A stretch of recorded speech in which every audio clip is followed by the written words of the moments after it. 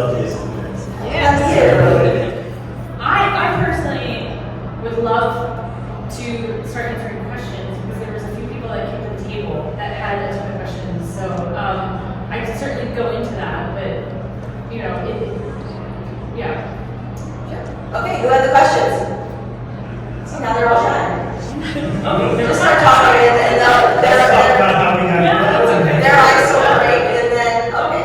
What was your favorite scene in Freddy's? My favorite scene was when the cupcake is. Has everybody seen the movie? Yes. Okay. No, not yet. We were at an event where we're getting ready to go into the questions, and then one person hadn't seen it, and we're like, So I just want to make sure. My favorite was when the cupcake was in the vent, and Mike was holding the vent back, and how like the sparks, and it just showed like the cupcake really trying to be the cupcake. And he was pretty vicious throughout the entire movie, but that was my favorite. My favorite to actually film was when I was taking Abby to the parts room and putting Abby in the doll. That was a lot of fun to shoot. My favorite scene to shoot was when Mike meets the animatronics for the first time. And my favorite scene to watch was when Freddy bites Max in half. Because I said, so we did pre-bits, which is where you set it up, you try and figure it out, you shoot it, show the direction, you cut it together, you go, this is how we think stunt-wise it should be shot. And so I had a heavy hand in setting that up. So I was really interested in the movie theater to see how it went.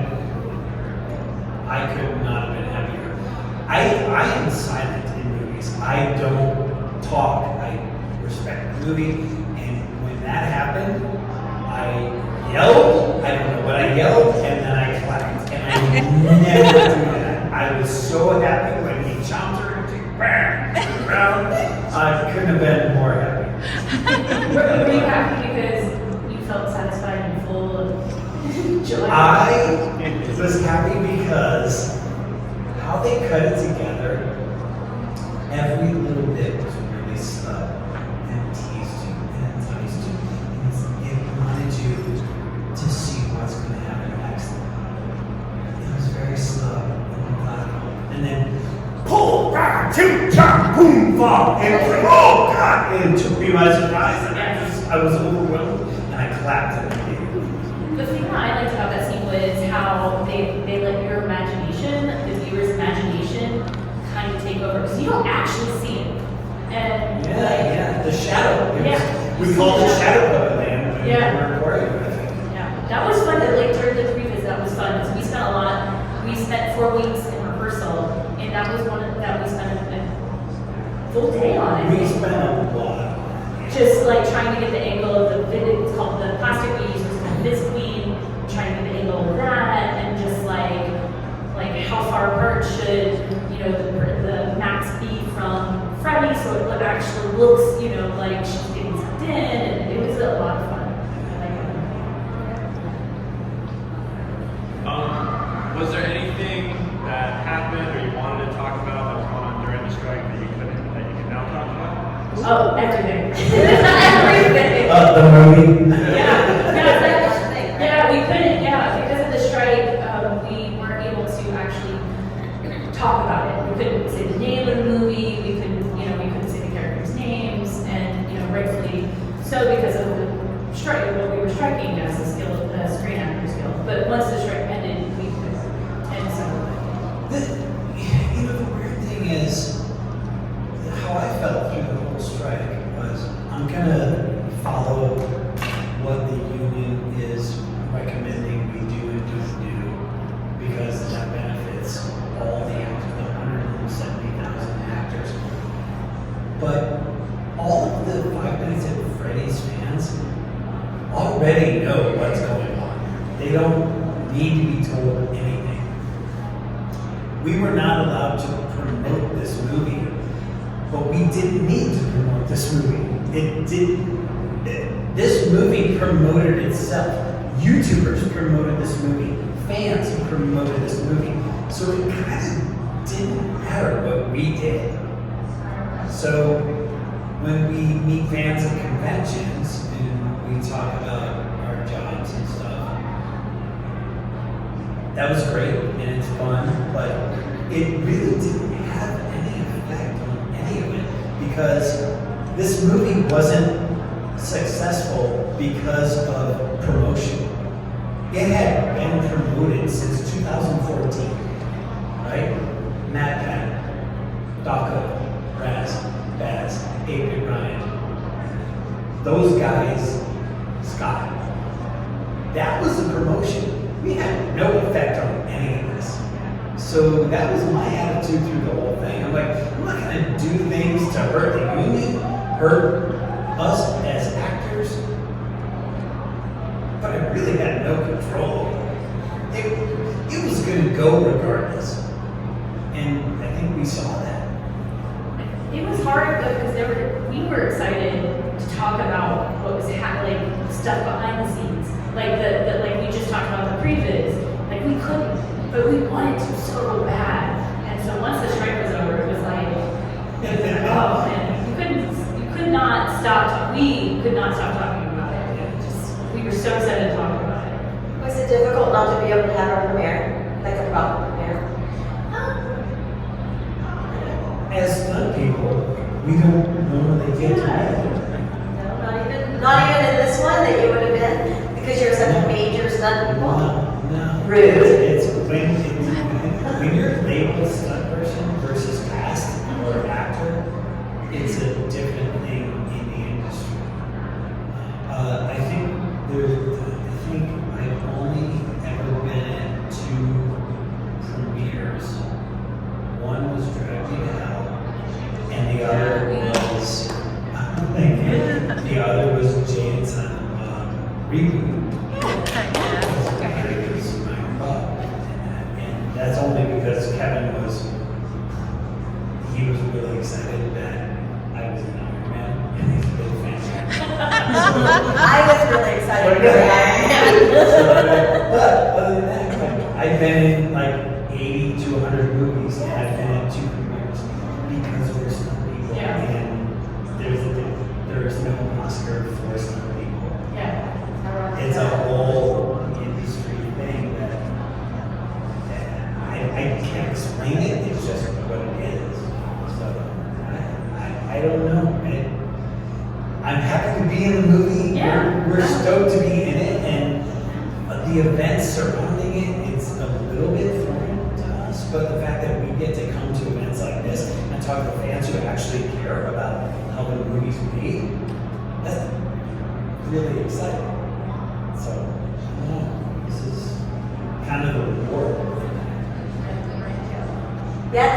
Will we see Five Nights at Freddy's sister location? Are we gonna say sister location? We are not sure. Which game, what in the line of games is sister location? The one with the alligator with sunglasses. But I think they're trying to follow the sequence of movies, and I don't know, I'm guessing, by the way, this is not inside information, I have no idea. I think sister location comes later, so I wouldn't expect in the second movie to see sister location elements. I know nothing. Okay. That's piecing together what my 4th grade son and his friends are telling me. So do not take that as fact in any way. This is me trying to offer an answer. What you don't know is that Kevin's got a corkboard with strings and pictures. Trying to figure out what's going to happen in the second. I'm just trying to figure out if I'm in it. Yeah. That's all I care about. I just want to be in it. I don't even care if they're on hot air balloons. I just want to be in it. Yes. What is your favorite theory? Favorite theory? Okay, so I just watched recently Matt Pat's hour and a half game theory, and I think I need to watch it 4 more times before I really soak it all in because he has a lot of info in And apparently, I just heard yesterday, I think, that Matt Pat retired. Is this true? Yes. He officially retired. I know that there was. He retired from game theory, and his last video is going to Scott's house, and Scott going, "Come on in, we gotta go to Scott." Is it? Are you guys aware of this? Okay, I learned this yesterday. Driving my son home from school. So you all know so much more about that than I do. I'm trying to catch up.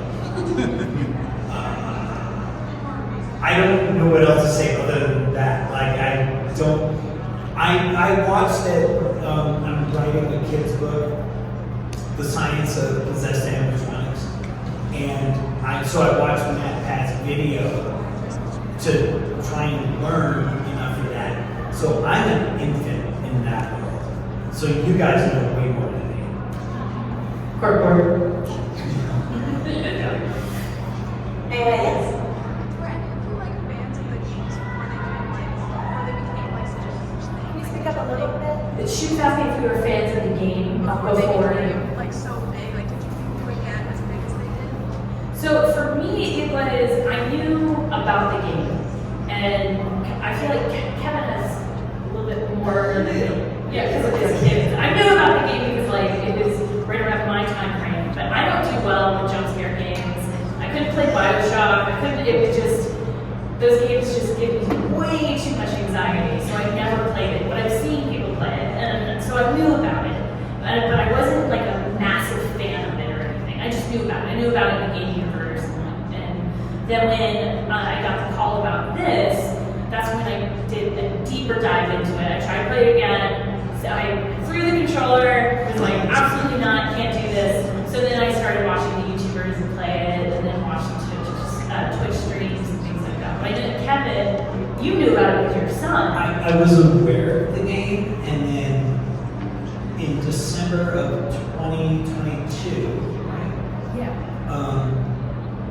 we got sent the script, and then we started playing the game, and it was difficult and disturbing because how you get good at anything is play it over and over again. You can't play this over and over again.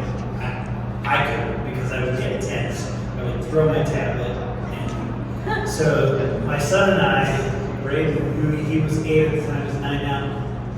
We came up with this thing where we'd have our tablets would sit next to each other, and then I would play around, he'd play around. So that way we would get a break.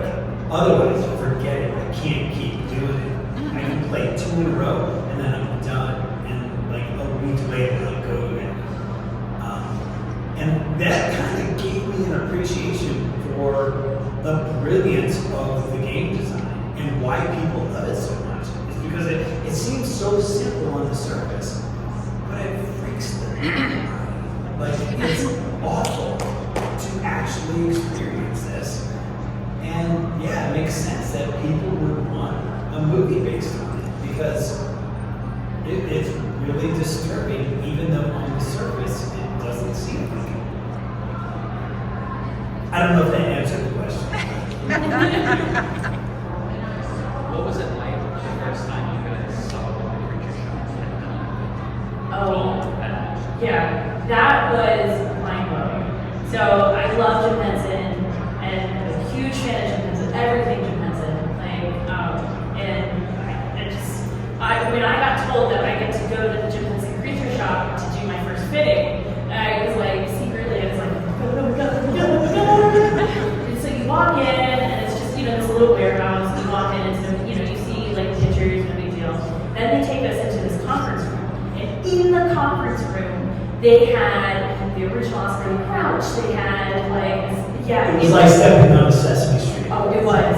And they had dinosaurs, they had the little worm guy. Fraggle Rock. Dark Crystal. All that stuff. So many Jim Henson stuff there. The Sketskies. And it was, they're like at least 3-4 feet tall. They're not like little puppets, they're Full big. size Big Bird. Yeah. Wow. How big was full-size paper? So as big as Freddy or bigger. Yeah. 7 feet, 7.5. So like play cool, but inside I was like, oh my god. Like, imagine stepping onto Sesame Street Yeah. or into Fraggle Rock. That's what it feels like. Yeah, it was for me. It was a lifetime. Like it just, I could not believe. Like I was dreaming. I was like, where am I? How did I get here? How did this happen? And I imagine it would be like if you guys walked on set of Five Nights at Freddy's. Like it was that kind of feeling. Like I could not believe where I was and how I was so blown away. How was your son when you found out you were going to play Freddy? How was your son's reaction when you found out you were going to play Freddy? How did you keep him quiet? So quiet? Yeah, and, you know, it was a slow roll. He was cool. And so in December 2022, I had already shut it down for Christmas. Like I shut it down mid-December for Christmas. But I got the script and it's like, all right, let's read the script. And I go, oh, I've got work to do. I've got to break this thing down for all the character movements, how we approach it, what's going on. And he wanted to read the script. And so he read, like, honestly, 75 pages of the script in one sitting.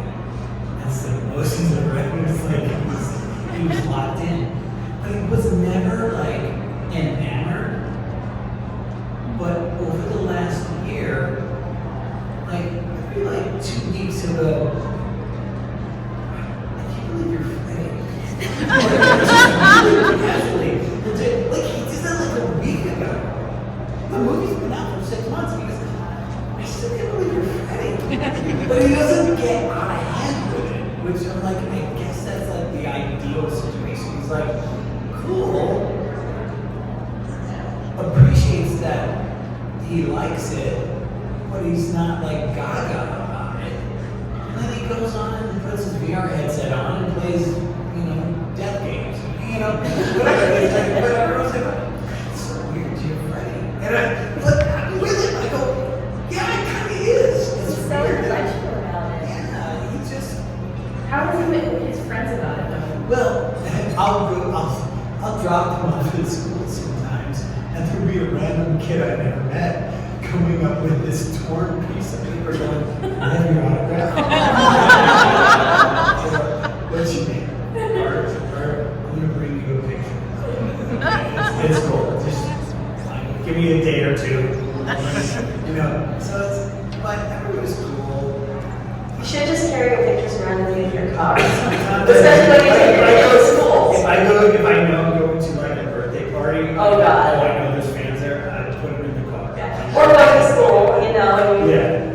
Yeah. But they're really kind of, like, I honestly, I gotta say, I'm really happy with how they are about it. They go, yeah, that's pretty cool, but then they move on.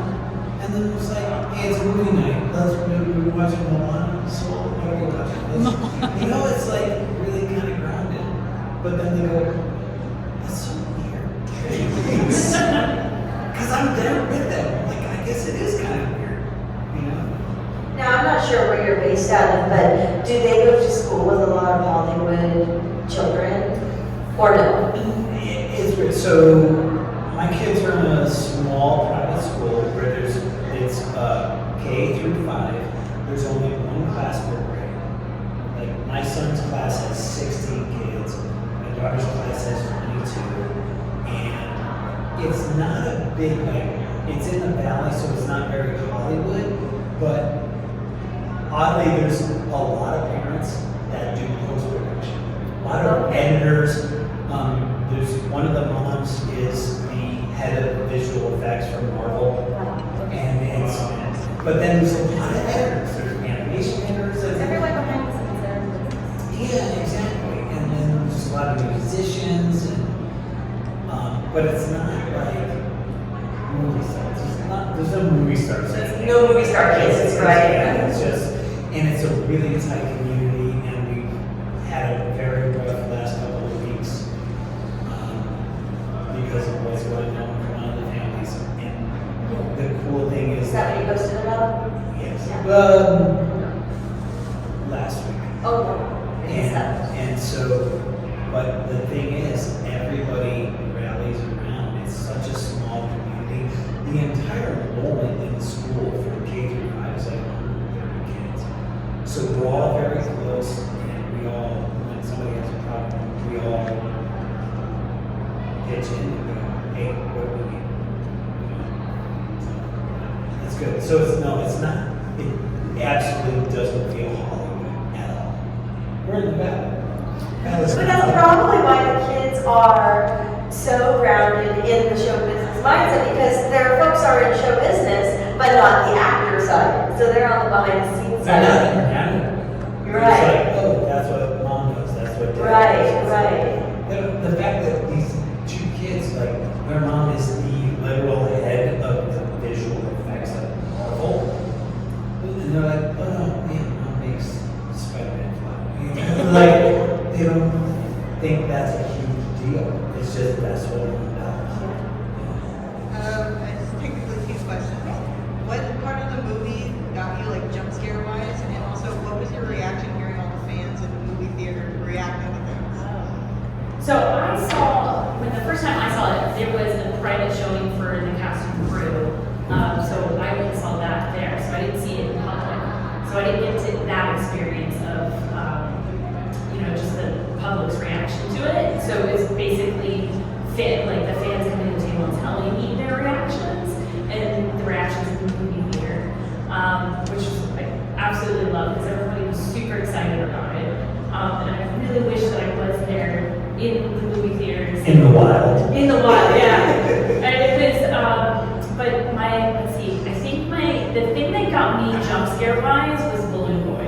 Like, I didn't know, I wasn't on set. Like, I think I was on set, but we were shooting something else, or I was there, but I don't remember them shooting that. So I didn't know it was coming. And so it got me. I was like, oh, okay. That got me too, the little boy. But the thing was, okay, so in the theater, we were in Orlando, Florida for a convention, and I was there with my family, and Jade, who played Bonnie, was there with his family. We were all in the theater together. 5 p.m. showing Thursday, the 26th, the night before the event's located. Jade's on my left, and my wife's on my right. Every time something happened that got cut out of the movie that we knew we did and it was painful, me and Jade were like, Oh yeah, I know what scene you're talking about. That I was sitting there. I Foreboding? was like, they cut it. They cut it. They cut it. Yeah. They cut it. And then my wife's on my right, and every time Balloon Boy showed, like the first Balloon Boy jump scare, we were like, oh, that was funny. And then we would giggle.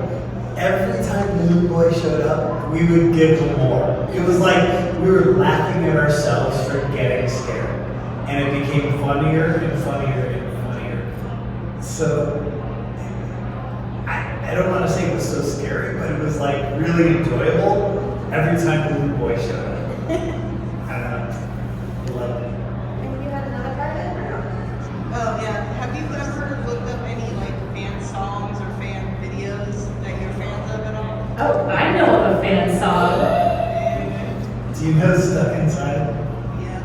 Yes, I love that song. He Which is here, version? he is here, I recognize him anywhere. The purple speaker is bigger, quicker than me, and then I thought I was dreaming. He was like a demon, and I remember, I did that now. Which version though? There's two Original. versions. The original? Original and remix. Like every version that exists on the song, I did that. Because Gabe and Nate, Black Griffin, Gabe sent me a message on Instagram, and this is how bad I am. I got it 3 days later. I was like, I go to my family, it's like Friday night, and I go, guys, I got this Instagram message from some guy, Black Griffin. Wants me to do this vocal on this song. And then I met with Gabe and Nate, their brothers, incredibly talented musicians, and super cool guys. And I was like, yeah, let's do this. It's great. And I go, guys, I'm not a singer. So they made it a rap. I'm was like, yeah, I can do that. So we did it. We had a ball. It was great. And the song turned out, the first time they played that song for me, right after we recorded my part, halfway through it, I was like, I talked myself down from getting excited about FNAF stuff, but this is it. This is it. This is it. It's doing great. They knocked it out of the park with that song, and I am fortunate to be on it. They crushed it. Oh, also JT Music. You know JT Music? 5 More Nights? Yeah. That's kind of my new favorite. I mostly listen to like CG5 when I was there. Also CG5 remix of Stuck Inside. That's the one I listen to. Really? Yeah. The 9-year-olds don't agree. That's okay. So you were talking about Little Boy, and behind the scenes, it was what we call like elf on the shelf. But I'm sorry, behind the scenes, what? Did the little boy become like elf on the shelf? Oh, no, it was, we didn't really see him on set. That's why I was like, it kind of got me, because like literally, I didn't, We weren't there for any of that. yeah, and I'm like, when did they shoot that? I But mean, it does have a creepy elf on the shelf kind of vibe, It does, yeah. because it keeps showing up. And like when Josh like turns it Yeah. backwards and shuts the locker. Yeah. Yeah, I get that. It's like, you know, horror elf on the shelf. The day that the cab scene, you were there that day. Yeah. Did you remember seeing them shoot that? Okay, I was there, but not. I got wrapped before they did the balloon boy thing, because that was a total surprise for me. The whole thing about that cab scene was, I came to work that day. I was supposed to be Golden Freddy. I was going to get in the Golden Freddy scene, but if you are really, really versed in the games, Golden Freddy doesn't move. So Scott called the director that day and said, Golden Freddy doesn't move. Puppet on a stand, not super. So he put the puppet on a stand. And then, so for the cab scene, you guys remember when Golden Freddy gets in the cab and the cab and it rocks sideways? Well, you don't see it. All you see Corey in the driver's seat and the cab rocks. How we did that was the special effects team on the left side of the car had an air jacket under the car. Me and Andy, the stunt coordinator, were hanging on the rear passenger door of the car to rock the car sideways like Golden Freddy's 500 pounds sitting in the car. We shot that scene 30 times. The entire time, I'm hanging on the door of that damn taxi cab. I was wearing grooves into my hands, going, please, Corey, please get it right, please do this. God. And it hurt so bad, like rubbing out the hands after every take. That was the whole thing. But I never saw the balloon boy in the passenger seat. So, yeah. We got wrapped before that happened. So that was a big surprise to me. Is that very rewarding when you see stuff like that? You're like, oh, that's out. Unless they're finding well there. Not really. It's bittersweet. Is it? I know my hands still hurt. Like I feel that. But also, it really worked. But I love that, like, when I'm in the theater and that happens, the theater erupts. It's like, okay, that's good. Yeah. That's worth it. Still wake up in the middle of the night. Like, fun! Anywhere out there? Yes. What was it like in the suits? Were they cumbersome to wear? They were, so the heads themselves were the heaviest part. They were 17 pounds. And so those were resting on our neck and shoulder a lot. Everything else was made out of foam, so it wasn't bad. It wasn't cold, you know, but it was a little warm. To prep for it, I went to the sauna every day for a few months prior to get used to the heat. And which I'm really glad I did. Because I didn't sweat as much as I thought I was going to be in there, but it still was warm. But the heads themselves were the cupcake was roughly 5 pounds. It might have been less, but because of the way that the suit was, I had to hold it at a very weird angle, and my arm would be on fire just holding it, because you had to hold it still, so you couldn't shake just a little bit, because it would just wiggle. And so it was that the cupcake was the hardest part for me. And for you too, it's not even that you're holding this Yeah. thing. It's that you have to twist your wrist in this way. Yeah. And I'm sympathizing And have because I was a- lucky enough to know how to do that. So I was like, I feel bad for her. I have a microphone. Oh yeah, I remember. But exactly, no, she had it way worse than that. But it wasn't bad because like, as soon as they cut, I would hold the cupcake up on my shoulder, so I would get a rest. But it was like the last day of shooting, right before they picture wrap, they made us do our dance, and I swear it was like 15, 20 minutes of us doing this dance, and I'm like, oh my god, my head on fire, oh my god, it's like. Which is why, if you've seen the video, have you guys seen the video online of us dancing, not like animatronics? So like, we've been like this the whole Yeah. time, and then all of a sudden we're like, woo, woo. Yeah.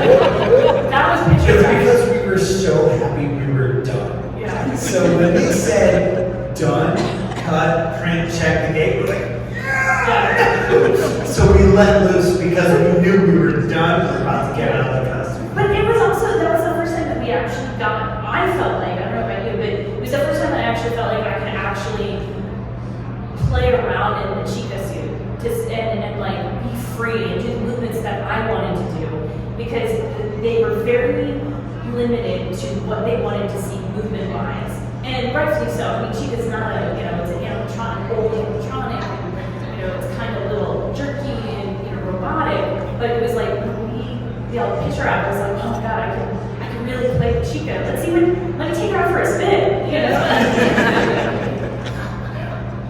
Someone right there. Yeah. What was the hardest scene to perform? Ooh, the hardest scene to perform. Gosh. It wasn't, I would say, you don't see it, it got cut. So that's what Kevin and I were talking about, it got cut. So the Ford building. So the Ford building scene, what you don't see is that Kevin and I are on our hands and knees, and Foxy's on my back, and Bonnie is on Freddy's back. And so it was hard because it was just physically hard. It was, Chica's, they put us, I don't know about you, but they put me in a stunt suit for that. And the stunt suit was not comfortable at all. All the electronic parts were removed, rightfully so that, nobody would get injured, and also that if something were to happen, they could, the electronic parts needed to be saved for camera. It wasn't comfortable, and it really was straining on my neck, and it hurt a lot physically. So I would say that was the hardest thing for me. Same for me.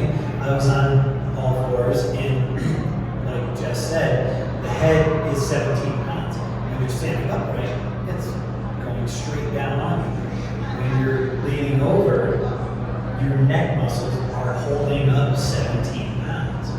So, especially when someone's standing on your back, it's not pleasant. Yeah, So, and then you have it's to- incredibly painful. And that's one of the times when I said, Jade is sitting on my left, my wife's sitting on my right. In the movie, when we realized they cut all of that, me and Jade just, our heads melted in each other, and we're like, because that was the most painful thing for both of us in the entire movie. Because not only he was standing on me, he fell off of me to the floor. Yeah. So when you see in the movie where he puts the chair and it kind of goes like that, it's because he lost balance off of Freddy's back and he falls back. The idea in the script that we were reading at Christmas of 2022 was, we finished the fort, everybody's happy.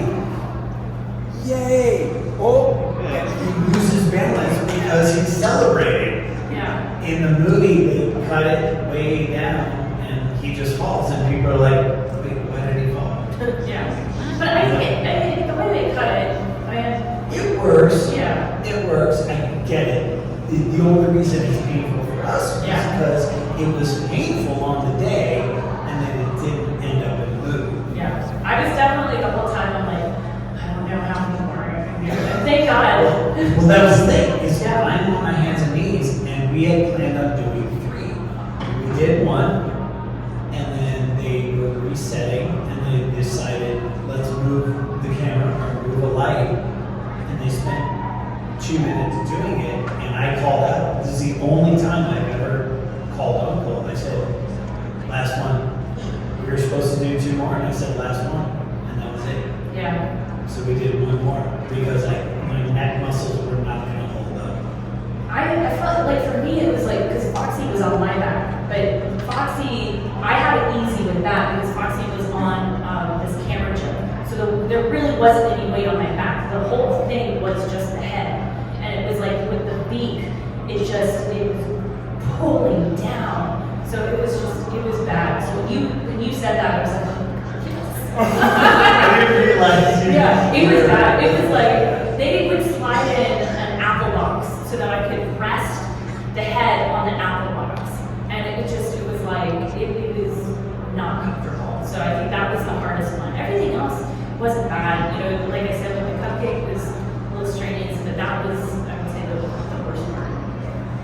So last time we spoke, you mentioned a scene where Jay wasn't doing well, and you had to get him out of that. Now, I haven't seen the movie yet, so what you were saying made no sense back You then. and Peter need to get I together. don't know, back then, remember, I told you, I had not seen the movie yet. Yes. So what you were saying made no sense, and now I can't remember what you said. What scene was that? Was that the same scene? I don't remember a specific scene, and it wasn't even about a specific scene. It's every time you build a creature costume, you're reinventing the wheel. You're building something that has never been built before. Things like it have been built, and you're building off that. You're working on what you've learned from years of creature suit experience, whether building or being in it. But every creature suit is unique, and you never know how it's going to go. And that's why I always say it's very important to bring the performer in the early stages, so the performer can go, oh, this feels weird, this helps, this doesn't help, this. It's only going to go better on set. You don't want to waste time on set. You want to take that time in the creature shop, because that time is less expensive than on-set time. Because you have a whole film crew standing around waiting for you to get it right. Do that in the creature shop. That said, stuff happens on set, and you just don't know. So we had our heads were mounted to these kind of like skull caps that were fiberglass and shaped to somebody's heads that were theoretically the size of our heads, but they weren't our heads. And so there was a point where when things get just a tiny bit off, they pinch. And Jade's head was going down. Jade played mom. He's like, yeah, guys, I can't feel my skull. It was like half his skull was numb. And I go, Jade, you okay? Jade? I didn't hear anything. I go, heads off.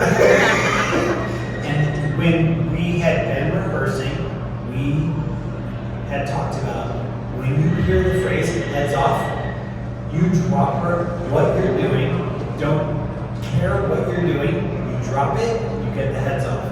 Because it might mean there's a fire in one of the heads. So it doesn't matter. Get the heads off, we'll sort it out later. So they heard heads off. 10 seconds later, all the heads were off. Jake got the feeling back in his skull, and everything was good. But that only happened once.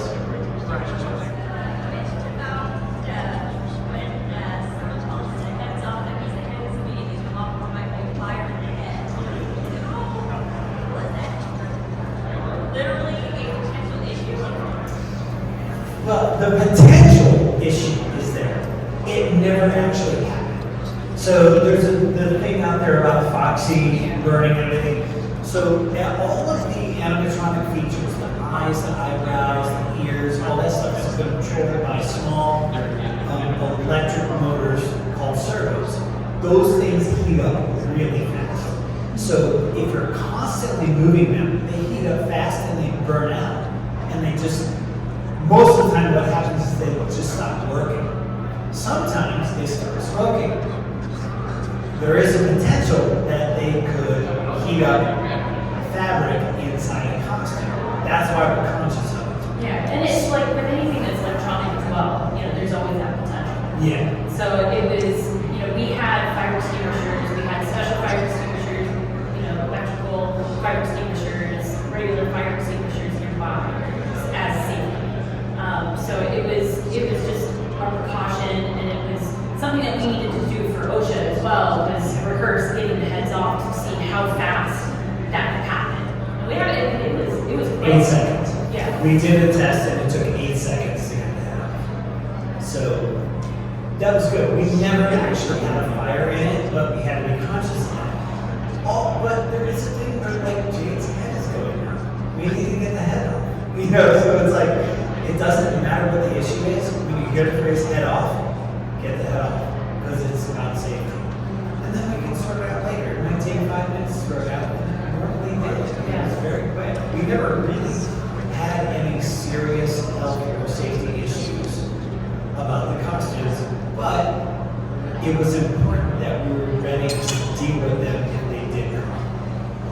And that's where the 4 weeks of rehearsal came in, where they were still tweaking the costumes. And it was just, we would rehearse something and be like, hey, something doesn't feel right, or like, we noticed, we called them the bibs. I know that Chica has a bib, but the torso part, we called bibs because they were kind of like bibs, the way that they would go on. And we'd be like, it's crooked, so it's not sitting right. So then they would go in and adjust the backpack that we were wearing because it was something wasn't sitting right. So the 4 weeks of rehearsal was a lot of us trying out the stunts, seeing how it goes, seeing how it works with our bodies, making sure we feel comfortable in it, but also to make sure that it was functioning the way that it needs to be on camera. What's the bond like with Matthew Lillard and Josh Hutcherson? So Matthew was on there for 2 days. So, and I'm not sure what time they got to spend together. We only saw him for...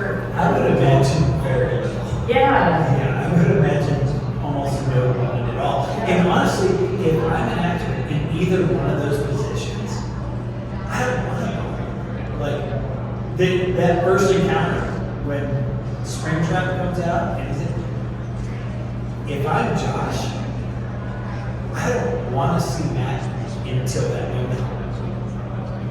And I would imagine that's what happened. Anyone else? Going once, going twice? All right, I have one wrap up. Oh, okay, there we go. Last one. What did you have any good outtakes? Any piece of Africa? Well, my favorite outtake is I have a still photo on my Instagram of the Ford building with Foxy standing on Jess's back and Bonnie standing on my back. Yeah. Other than that, there's no outtakes. No, I don't think so. Yeah, I don't think we have any outtakes. No, that's my favorite one. That like Just we're in the bring it theater. up. Me and Jade are like, oh, I can't believe they cut that. That was so big. But it's on Instagram, so you can see it. That's my Well, as you said, it was very efficient. You got it all worked out, so you didn't have a lot of mistakes, but had outtakes. Yeah, well, no, I mean, like lyrics and stuff. I mean, we didn't really have to even do a bunch of reshoot. It was just, they were pretty. We didn't have any reshoots. We didn't have any reshoots, Which which is unusual for Yeah. Like they, I thought for sure we were going to have reshoots. most movies have reshoots, and this one didn't. So on our podcast, we have segments. And one of the segments is Prop You Would Like to Own. Aside from your character, prop you would like to own? Aside from your characters, because that's cheating, what is a prop from this movie that you would like to own? I mean, technically, Cupcake is not my character, but definitely Cupcake. You'll have Cupcake. Oh, for sure. I should have taken Cupcake. I should have. I miss Cupcake. I'm telling you, I would walk around and sell the Cupcake. What's going on? Love that Cupcake. I miss him. The whole time we were shooting, I was eyeing the prize counter. Like, I take my kids to Chuck E. Cheese and all this stuff, and it's like, oh, that's good. It's like, oh, don't waste your money on that. The prize counter for Freddy Fazbear's, and I was like, God, it's Sunday, no one will know. And I resisted. What did you love so much in that counter? Could you actually have? Just like the whole bin of Super Bowls, and it wasn't anything specific. It was just anything from the prize counter at the restaurant. Or the whole prize counter from the restaurant. All prize counter was so alluring. I think You're like, go back to your child. I You're like, know. when I think about it, if you're talking about like set deck, I definitely the stained glass of our characters. Yes. I Yes, just on the love- hoods. Yes. I just thought of that. We were coming we've been on the set before during rehearsal, and it was in different phases of being built, and then finally, when it was time to start filming on set, seeing those booths with like the stage glass of the characters was just like, it hit me a little. I was like, oh, it's real now. It's happening. We're gonna film this now, and it was really, really cool. The movie was full of amazing props and set decor, and when I was watching it, I didn't work this director doing my podcast and work for when we record this movie in the very near future, probably in the next couple of months. We're going to do an episode on it. And I was like, prop. I'll take your characters, of course, but I would love the sign and this and that. Like, price counter, I didn't pick. Like the supplier. Yes. Supplier. There's like Yes. The parts, like a dozen bags of these. I'm like, Yes. this stuff that's like supplies for this non-existent restaurant. Yes. I could just take one of these and no one there. I work in 3 restaurants right now. I have 3 jobs and they're all in restaurants. And when I go back into our supplier, I'm looking at the pizza, 2 are pizza places. And I'm looking at the pizza boxes and I'm like, and then I'm watching your movie and I'm like, accurate.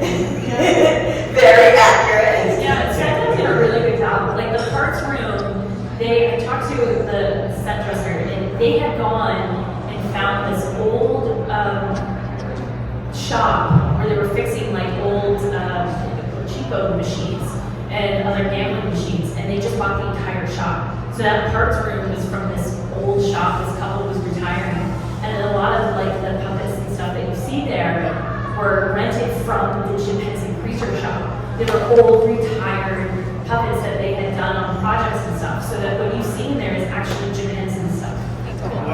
Yeah. Amazing. Guys,